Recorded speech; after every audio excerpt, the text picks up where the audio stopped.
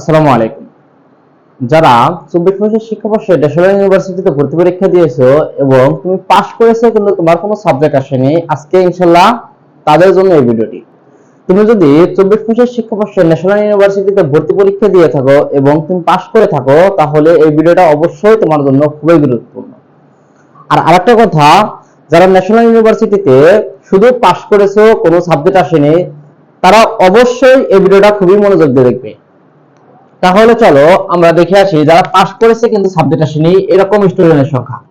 তোমার ন্যাশনাল ইউনিভার্সিটিতে প্রায় পরীক্ষা দিয়েছে তোমার 5 লাখ স্টুডেন্ট, প্রায় তোমার পরীক্ষা দিয়েছে 5 লক্ষ স্টুডেন্ট।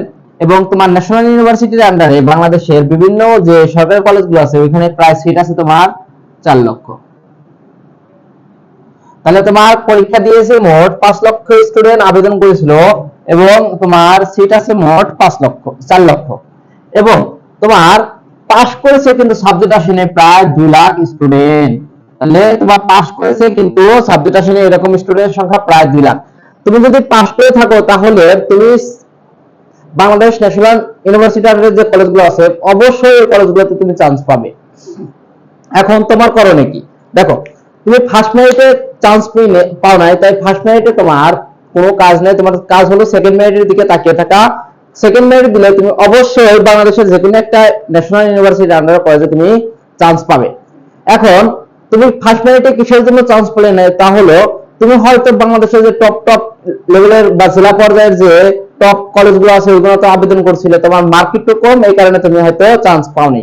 কিন্তু সেকেন্ড মেরিটে তুমি ইনশাআল্লাহ চান্স পাবে। কারণ ফার্স্ট মেরিটে অনেক স্টুডেন্ট আছে ন্যাশনাল ইউনিভার্সিটিতে আবেদন করছে, পরীক্ষা দিয়েছে কিন্তু ভর্তি হবে না, কারণ তাদের পাবলিক ইউনিভার্সিটিতে হয়তো অনেক জায়গায় অনেক ইউনিভার্সিটিতে ভর্তি আছে বা অনেক ইউনিভার্সিটিতে চান্স হয়েছে, ওইখানে ভর্তি হবে। তাই তোমাকে অবশ্যই সেকেন্ড মেরিটের দিকে তাকিয়ে থাকতে হবে।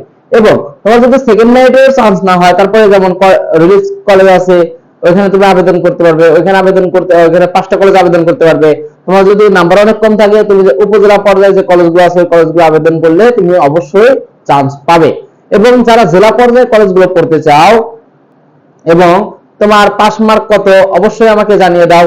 আর এই ভিডিওটা যদি ভালো লাগে অবশ্যই চ্যানেলটা সাবস্ক্রাইব করে আমার সাথেই থাকবে। আসসালামু আলাইকুম, ধন্যবাদ।